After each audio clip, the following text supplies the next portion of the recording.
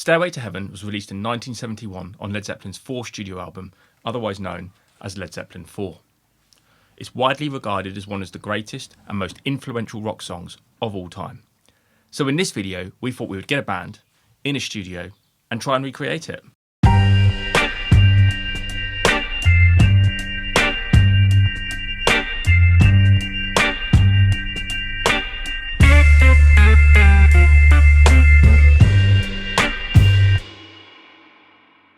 So in order for us to get close to the original version of Stairway to Heaven, we're going to have to do some research and homework. We can't just turn up at a studio and play the song and expect it to sound like the original recording. In doing my research, I came across an engineer called Phil Brown, and Phil's the first person I want to give a big thank you to and a big shout out to. Phil wrote the book Are We Still Rolling, which is a documentation of his life as a studio engineer. And more impressively still, Phil was the tape operator on the original recording of Stairway to Heaven. In doing some research on Phil, I discovered that he had also given some masterclasses in universities that I used to teach in. So I thought maybe I'd reach out to Phil and send him an email, explain the project, what we're doing, and see if he might offer some advice. Here's Phil's reply. From my experience of trying to recreate classic songs, it's not easy. Mainly because of the old desks and mics, plus tape is a massive part of that sound. For Led Zeppelin, we used to line the tape machine up for 7 dB and then push that level to about plus 10 dB. Plenty of tape compression and saturation. I believe the equipment used was Helios desk for the initial recording, overdubbing and mixing. Recorded to 3M 16-track tape machine. Drums over 4 tracks, bass drum, snare, stereo kit or overheads. Drum overheads stroke room mics were 2 U87s, Neumann U87s. The bass drum was an AKG D20, and the snare was a Shaw SM57. Bonham did not like the toms to be closely mic'd, so mainly the overheads stroke room mics are the whole kit sound, with the addition of bass drum and snare mics blended in. Obviously it depends on the size of the live room, but overheads for Bonham were never close, often 10 to 15 feet above the kit. He was loud. I can't remember the guitar amp, but mic'd with a D20 close and a U87 for room ambience, and the acoustic guitars a KM84 and a U87. The original had a guide acoustic track and a vocal laid down, then drums recorded and built up with bass. So there we have it, a good insight into what happened on that day at Island Studios in London. So this information from Phil is going to be incredibly helpful when it comes to getting the right microphones and right mic positioning. But the next stage of the planning is going to be looking at the song itself and trying to understand the layers and the instruments that were used within that song. To do this, I'm going to use a piece of software called Ripex. This isn't a sponsored video by Ripex, this is just a piece of software that I use all the time when I'm recreating songs and I need to get a more detailed listen to that song. Ripex uses AI technology to listen to a stereo mix, in this case the stereo master of Stairway to Heaven, and it can analyse that stereo mix and break it out into its individual parts. So I've imported Stairway to Heaven, the stereo mix, in here, and it's broken it out into its individual stems. This software has its own little user interface where you can mute and solo the different layers, and it has a few different extra options over the side here where you can get into some more advanced editing. But what I'm going to do is take these stems and I'm going to export them straight out and put them into Pro Tools. Here's my Pro Tools session where I've put the stems into it. And you can see on here I've got the guitars, the bass, the electric piano or the Fender Rhodes, the drums and the vocal. So these tracks combined, summed together, will be our stereo mix. I've broken this out over the desk here so we can listen to the individual layers. So let's start at the top with the acoustic guitars.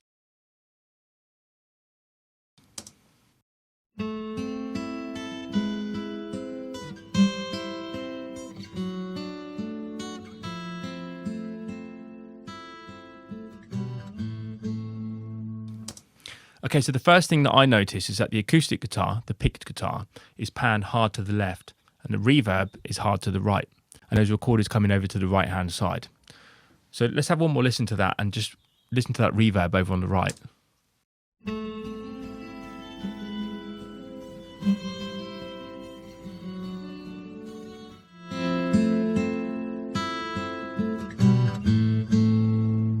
So we have this complete dry signal of that guitar on to the left and the complete wet reverb signal on the right.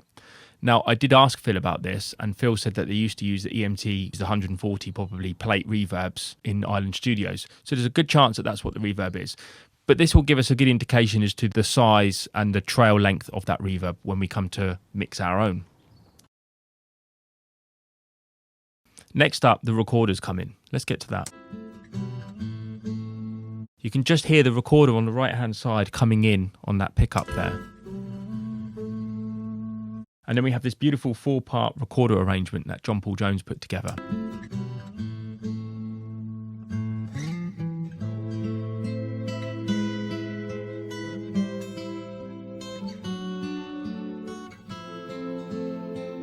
So immediately, one of the first things that I'm going to do is to reprogram in those recorder parts. Now, we're going to use real recorders when we record this, but in order to give our woodwind player the chance of playing those parts, I'm going to use MIDI to recreate that 4-part recorder harmony. That will then give me a guide track of each of the 4 parts, albeit in MIDI, that our woodwind player can listen to when learning it. And I can also convert that into a Sibelius score for the woodwind player to play from. Following that, the next thing that comes in is we have Robert Plant's vocal. So let's have a listen to this in isolation. There's a lady who's sure all that glitters is gold, and she's buying the stairway to heaven. So this is a beautifully sung vocal, and there would be absolutely no need for us to try and replicate this vocal or get anyone else to come and try and sing it, because you're never going to do it justice. So when I first heard this vocal in isolation, I thought to myself, the best way for us to recreate this song would be to keep the original vocal in, and we will play to Robert Plant's vocal. But obviously that within itself creates a problem, because we're going to have to try and keep in time with Robert Plant's vocal. So what I did is I created a click, and you can see on the top here I've got a click track. This click follows the song. So I've literally had to go through and manually recreate this click, and in some cases reprogram the click on every single beat of the song, because the song moves so much across the duration of it. Not only does it speed up, but it pushes and pulls all over the place. It was never recorded to a click originally. So once we have the click track programmed, which lines up with the original recording, when we go to the studio, we can play to that click track and keep Robert Plant's vocals in, and we'll be able to recreate the song exactly in time with the original recording, which becomes really useful when we're mixing it, because we can A/B between the two and we're all in sync with each other. So here's the vocals and the guitars and the recorders all in. There's a lady who's sure all that glitters is gold, and she's buying the stairway to heaven. The acoustic guitar moves into a strummed pattern, and the 12-string guitar comes in along with the electric piano, the Fender Rhodes. So let's skip on and have a listen to that part there.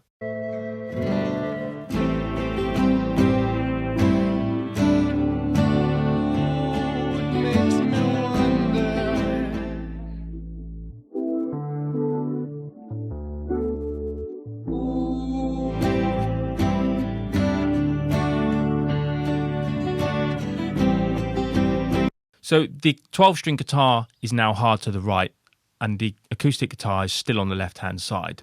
The Fender Rhodes piano is taken across both the left and right, and it's really covering a lot of the low end here, and it's giving that warmth and gluing everything together with this pad-like effect. Now, it's well documented that Jimmy Page used a Harmony H1260 acoustic guitar.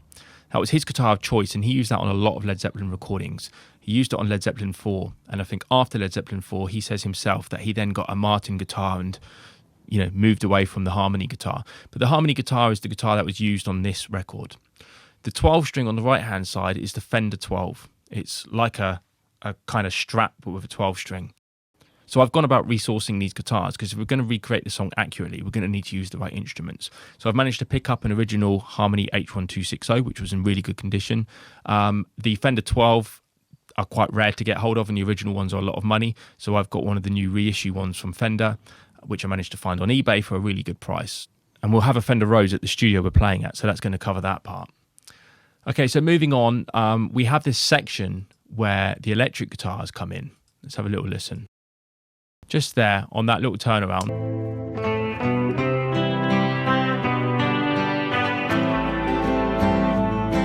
So there's an electric guitar part in there. Now, on this particular record, Jimmy Page used a Fender Telecaster, and he says himself it was a Telecaster that Jeff Beck gave to him, which he uses on the solo and on the rhythm parts. There is a little bit of conflict between Andy Johns', who was the engineer, and Jimmy Page. Andy Johns says that he used a Gibson and a Marshall. Jimmy Page says he used a Telecaster and a Supro amp. Now, Phil Brown sent me some of the early original unmixed tracking sessions of Stairway to Heaven, which are a fascinating listen, and you can hear all of Jimmy Page's outtake solos. And what's really apparent on those solos, because they're not mixed, they're really high in the mix, and they're unprocessed. You can really hear the guitar amp, and you can hear the guitar tone in a lot more detail on those outtake solos. And it's clear to me, night or day, that is not a Marshall amp. That is definitely the Supro amp that Jimmy Page says it is. It sounds like a combo amp driven very, very hard, and it does not sound like a Gibson at all. So I believe that was a Telecaster through the Supro amp. Now, at this point, I want to give a big shout out to a friend of mine, Simon, who has lent me his Gretsch amp. The Gretsch amp is made by Valco Amps, which is the same company that makes Supros. So this is going to get me within the ballpark, and I'm going to use my trusty Telecaster here. So with my Telecaster and the Gretsch amp, I'm going to get in the ballpark sort of sound, fingers crossed. Simon also lent me his D20 microphone, the beautiful D20 microphone here. These are really hard to come by. Comes in this lovely box. And this was used on the guitar amp as well as on the kick drum. So this is going to serve a multitude of purposes. Next up, we need to try and get hold of the drum kit. So let's have a listen to the drum sound.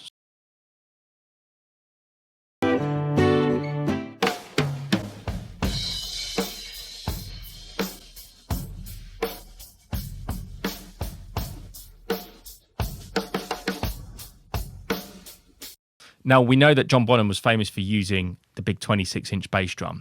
So my next shout out goes to Effects Rentals in London. We hired the John Bonham Silver Sparkle drum kit, the Ludwig drum kit with a 26-inch bass drum, which is huge. And when you see it in real life, it's enormous. I struggled to get it all in the back of the car.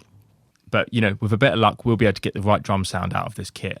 And it looks fantastic. It's going to look great when we film the performance as well. So at this point, I need to start thinking about who are we going to use in this band. So I'm going to take on the task of being Jimmy Page and learn all these guitar parts. And a good friend of mine, Joe, a friend for over 20 years, we first met in music college, fantastic drummer, and I could not think of anyone more disciplined to sit down and work out those parts to a T. And to really go into detail with the tuning of the kit and the setup and John Bonham's style and characteristics. And then my next shout out goes to Ross, a good friend of mine, a fantastic musician and keyboard player and pianist. And Ross is going to come in and take the Fender Rhodes part. And again, I couldn't think of anyone better to really go into detail and to study the part and make sure he's got everything down. And then my wife, Sarah, will lay down all the recorder parts for us. She's a professional brass and woodwind player, which is amazing. We're going to use a studio called Big Jelly Studio. Big Jelly Studio is in Ramsgate in Kent, in the UK here, run by a friend of mine, Mike Collins. It's a beautiful chapel, really high ceilings, great kit equipment in it. I couldn't think of a better studio to try and get a closer sound. Little tip, get a threaded stool, round top, so you can spin it around. It's the lazy boy. Nice.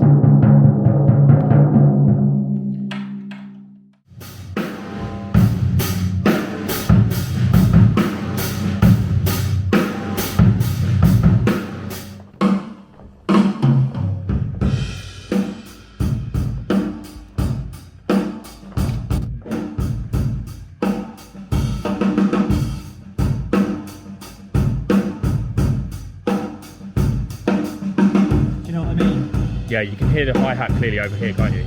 Yeah. So I think. So this is your drummer's left hi-hat side. Yeah. So I think this needs to come in to get more snare. Yeah. The snare's more central. Yeah. See what I mean? Yeah, because the snare definitely sits slightly off, doesn't it? Yeah. Snare's sitting there. So what do you want to do? Do you want to bring the left out or the right in? I think we should bring the right in. Yeah. So do I. Yeah. That's what I think too. Yeah. Shall I go do that? Do you want me to do it? I'll go. Okay. Do Joe, just going to take you from a bit before where the drums come in. So just, like I say, play, don't play, do whatever you need to do as we go through.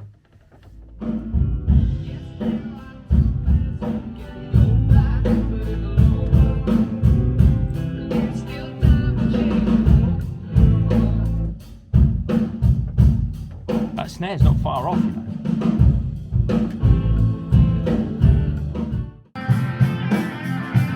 See this drum fill in the middle.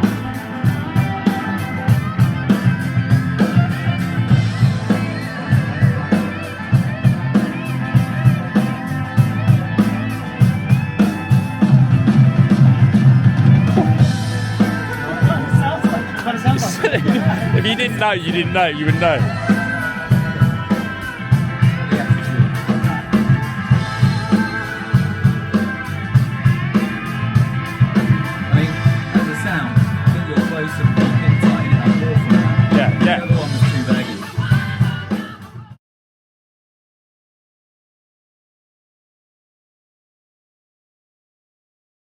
Is it recording, Frankie? Everything's recording. Yep.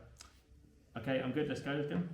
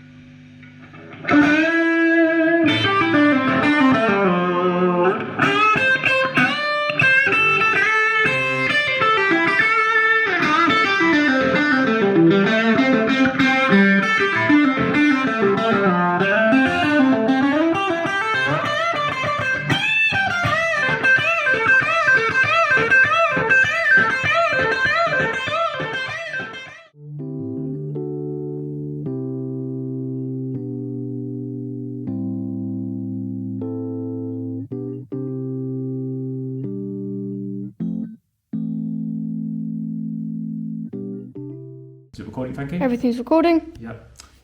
Okay, I'm good. Let's go with them.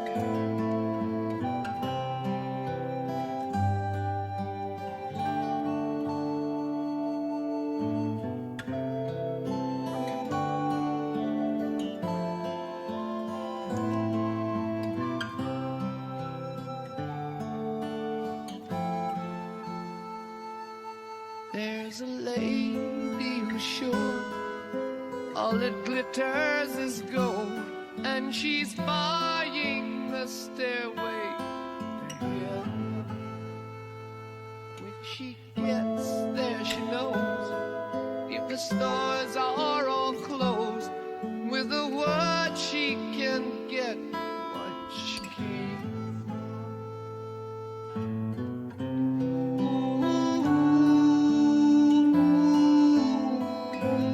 And she's buying a stairway to heaven. There's a sign on the wall, but she wants to be sure, 'cause you know sometimes words have two meanings. In a tree by the brook, there's a songbird who sings. Sometimes all of our thoughts are misgiven.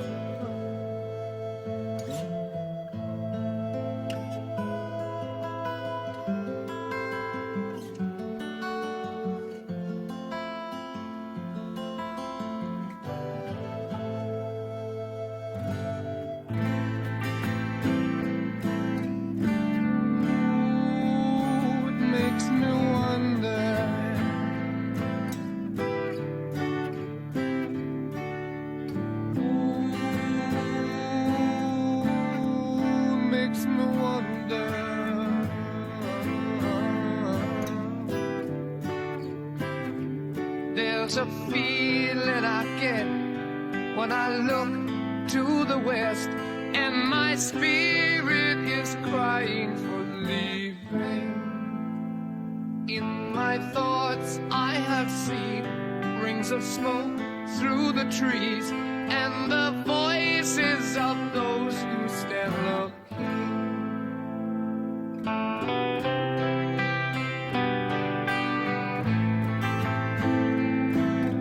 Ooh, it makes me wonder.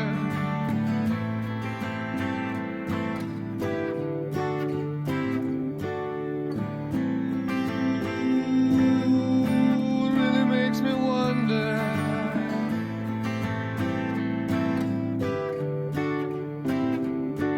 It's whispered that soon, if we all call the tune, then the piper will lead us to reason, and a new day will dawn for those who stand long, and the